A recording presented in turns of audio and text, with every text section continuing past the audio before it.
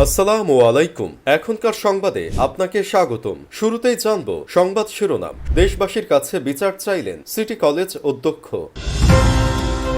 মে জুনে রাজপথ দখলের টার্গেট আওয়ামী লীগের। অদৃশ্য শক্তির বিরুদ্ধে যুদ্ধ করতে হবে, নেতাকর্মীদের বলেছেন তারেক রহমান। সাবেক আইজিপি বেনজিরের বিরুদ্ধে ইন্টারপোলের রেড নোটিশ জারি। সর্বশেষে জানবেন শেখ হাসিনার পক্ষে ববি শিক্ষকদের গোপন সভা, বড় পর্দায় দেখালো শিক্ষার্থীরা। এতক্ষণ শুনছিলেন সংবাদ শিরোনাম, এবার বিস্তারিত। দেশবাসীর কাছে বিচার চাইলেন সিটি কলেজ অধ্যক্ষ।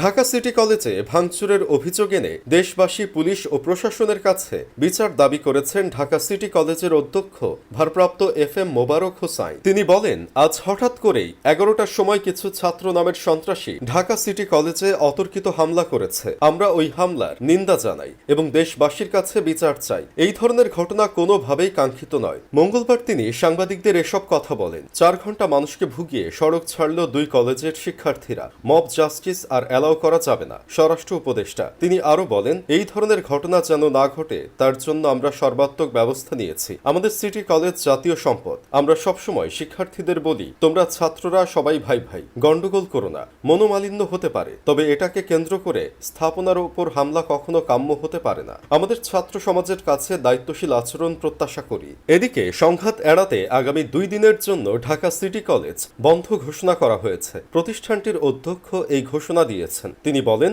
যেন আবারও কোনো খারাপ পরিস্থিতি তৈরি না হয় সেজন্য বুধবার ও বৃহস্পতিবার সব ক্লাস পরীক্ষা সহ একাডেমিক কার্যক্রম বন্ধ থাকবে।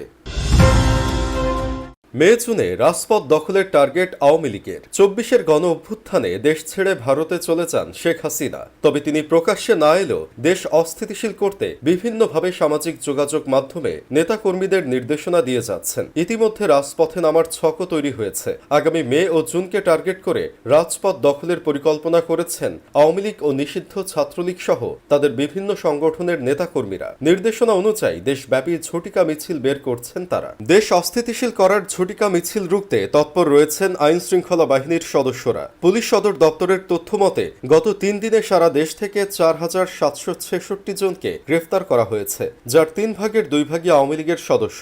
আওয়ামী লীগ ও ছাত্রলীগকে প্রতিহত করতে আইন শৃঙ্খলা বাহিনীর সদস্যদের পাশাপাশি মাঠে থাকছেন ছাত্ররাও। তবে নিষিদ্ধ সংগঠনের এমন ঝটিকা মিছিল নিয়ে আতঙ্কিত না হওয়ার অনুরোধ জানিয়েছে ঢাকা মহানগর পুলিশ ডিএমপি। এছাড়া আওয়ামী লীগের মিছিল কন্ট্রোল করতে না পারলে পুলিশের বিরুদ্ধে ব্যবস্থা নেওয়ার নির্দেশ দিয়েছেন স্বরাষ্ট্র উপদেষ্টা লেফটেন্যান্ট জেনারেল অবসরপ্রাপ্ত মোহাম্মদ জাহাঙ্গীর আলম চৌধুরী। গতকাল সোমবার বিকেলে একাধিক গোয়েন্দা সংস্থা, পুলিশ ও আওয়ামী লীগের কয়েকজন নেতাকর্মীর সঙ্গে কথা বলে জানা যায়, গত শনিবার রাতে 4 ঘণ্টাব্যাপী ধানমন্ডি 32 টেলিগ্রাম গ্রুপে গাজীপুরের সাবেক মেয়র ও মহানগর আওয়ামী লীগের সাবেক সাধারণ সম্পাদক মোহাম্মদ জাহাঙ্গীর আলম দেশের বিভিন্ন জেলা, উপজেলা ও থানার নেতাকর্মীদের সঙ্গে জুম মিটিং করেন। তিনি দলীয় কর্মীদের উদ্দেশ্যে বলেন, আপাতত ফান্ডের সমস্যা, বিদেশ থেকে কেউ টাকা পাঠাতে পারছে না, তাই প্রতি জেলায় ঝটিকা মিছিল দিয়ে শুরু করতে হবে। এই মিছিলে থাকবে স্থানীয় ওয়ার্ড বা ইউনিয়ন পর্যায়ের কর্মীরা। এছাড়া নির্দেশ রয়েছে রিকশা, অটো চালক এবং বাসের হেলপারের ছদ্মবেশে ঝটিকা মিছিলে অংশ নিতে। প্রয়োজনে আত্মরক্ষার্থে ইলেকট্রিক শক ডিভাইস ও ক্ষুদ্র জিনিসপত্র রাখতে হবে। নির্দেশনায় আরো বলা হয়, নিম্ন পর্যায়ের নেতাকর্মীরা যারা বিদেশে আছেন তাদের বাংলাদেশে পাঠানো হবে।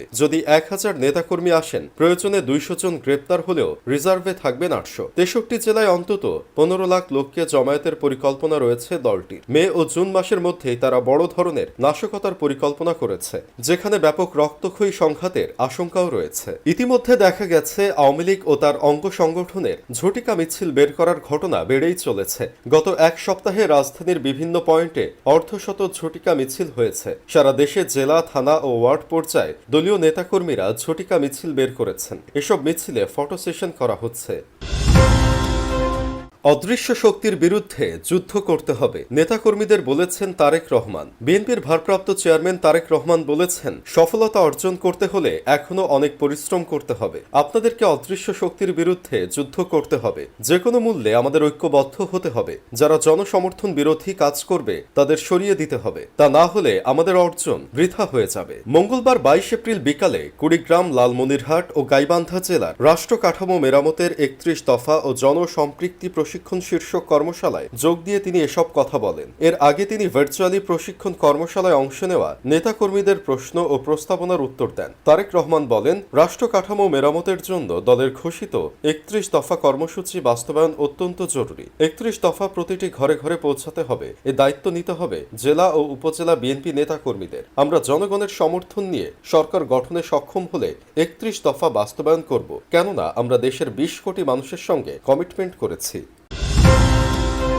সাবেক আইজিপি বেনজিরের বিরুদ্ধে ইন্টারপোলের রেড নোটিশ জারি। বহুল আলোচিত ও সমালোচিত সাবেক পুলিশ মহাপরিদর্শক আইজিপি বেনজির আহমেদের বিরুদ্ধে রেড নোটিশ জারি করেছে international criminal police organisation Interpol. Awami League সরকারের সময়ে আলোচিত এই আইজিপির বিরুদ্ধে গত 10 এপ্রিল এই রেড নোটিশ জারি করা হয় বলে বাংলাদেশ পুলিশের ন্যাশনাল সেন্ট্রাল ব্যুরো এনসিবি এবং পুলিশ সদর দফতরের সংশ্লিষ্ট একাধিক সূত্র বিষয়টি নিশ্চিত করেছে। পুলিশ সদর দফতরের ডিআইজি পদমর্যাদার এক কর্মকর্তা বলেন, দুর্নীতি দমন কমিশন দুদকের আবেদনের প্রেক্ষিতে ঢাকার একটি আদালত সাবেক আইজিপি বেনজিরের বিরুদ্ধে রেড নোটিশ জারির জন্য ব্যবস্থা নিতে নির্দেশ দেয়। এরপর গত ফেব্রুয়ারি মাস থেকে বেনজিরের বিরুদ্ধে রেড নোটিশ জারি করতে ইন্টারপোলের কাছে আবেদন করা হয়। বেনজির আহমেদের বিরুদ্ধে আর্থিক দুর্নীতি বা অপরাধের অভিযোগের কারণে দ্রুত পদক্ষেপ হিসেবে গত 10 এপ্রিল তার বিরুদ্ধে রেড নোটিশ জারি করে ইন্টারপোল। ওই কর্মকর্তা আরও জানান, বেনজিরের বিরুদ্ধে রেড নোটিশটি এখনো ইন্টারপোলের ওয়েবসাইটে দেখা হয়নি। ওই কর্মকর্তা আরও জানান, বেনজিরের বিরুদ্ধে রেড নোটিশটি এখনো ইন্টারপোলের ওয়েবসাইটে দেওয়া হয়নি। তার অবস্থান শনাক্ত করার পর সেটি ওয়েবসাইটে দেওয়া হবে। তবে রেড নোটিশ জারির বিষয়টি বাংলাদেশ পুলিশকে ইমেইলের মাধ্যমে নিশ্চিত করা হয়েছে ইন্টারপোলের পক্ষ থেকে। শেখ হাসিনার পক্ষে ববি শিক্ষকদের গোপন সভা বড় পর্দায় দেখালো শিক্ষার্থীরা। গত বছরের 4 আগস্ট অনুষ্ঠিত শেখ হাসিনার পক্ষে বরিশাল বিশ্ববিদ্যালয় ববি শিক্ষকদের 1 ঘন্টা 30 মিনিটের গোপন অনলাইন সভার ভিডিও বড় পর্দায় দেখিয়েছে শিক্ষার্থীরা। মঙ্গলবার 22 এপ্রিল বেলা 1টায় বিশ্ববিদ্যালয়ের গ্রাউন্ড ফ্লোরে এ ভিডিও বড় পর্দায় দেখায় ফ্যাসিবাদ বিরোধী সংঘ নামে একটি সংগঠনের বরিশাল বিশ্ববিদ্যালয়ের শিক্ষার্থীরা। জুলাই আন্দোলনে বৈষম্য বিরোধী ছাত্র আন্দোলনের ডাকা 1 দফা দাবিকে ঘৃণা ভরে প্রত্যাখ্যান ও তৎকালীন প্রধানমন্ত্রী শেখ হাসিনার গদি বাঁচাতে বরিশাল বিশ্ববিদ্যালয়ের শিক্ষকদের ডাকা একটা মিটিং সামাজিক যোগাযোগ মাধ্যম ফেসবুকে ছড়িয়ে পড়লে সারা দেশব্যাপী তুমুল সমালোচনার ঝড় শুরু হয়, জানিয়ে শিক্ষার্থীদের মাঝে নেতিবাচক প্রতিক্রিয়া দেখা দিয়েছে। গত বছরের 4 আগস্ট অনুষ্ঠিত 1 ঘন্টা 30 মিনিটের ওই ভিডিওতে দেখা যায় ববির তৎকালীন ভিসি অধ্যাপক ডক্টর বদরুজ্জামান ভুইয়ার নেতৃত্বে একটা অনলাইন সভা অনুষ্ঠিত হয়, যেখানে শেখ হাসিনার পাশে দাঁড়িয়ে যে কোনো উপায়ে সরকার পতন ঠেকাতে শিক্ষকদের বদ্ধপরিকর হতে দেখা যায়। বিশ্ববিদ্যালয়ের শিক্ষার্থী মোহাম্মদ মোকাব্বেল শেখ বলেন, আজকে ফ্যাসিবাদ বিরোধী সংঘ ব্যানারে যে প্রদর্শনী হয়েছে এটা হচ্ছে আমরা সাধারণ শিক্ষার্থীদের বোঝাতে চেয়েছি যে কাদের সাথে আমরা প্রতিনিয়ত ক্লাস করছি এবং যারা আমাদের নীতি নৈতিকতা শেখাচ্ছে আসলে তারা ভেতরে কতটুকু ফ্যাসিবাদ লালন করে। যখন রাস্তাঘাটে পুলিশের গুলিতে আহত নিহত হচ্ছি এবং আওয়ামী লীগের রোষানলে বাসা থেকে বের হতে পারছি না, ক্লাস করতে পারছি না, তখন তারা আমাদের ওপর নগ্ন হামলা ও হত্যাযজ্ঞকে সমর্থন করছে।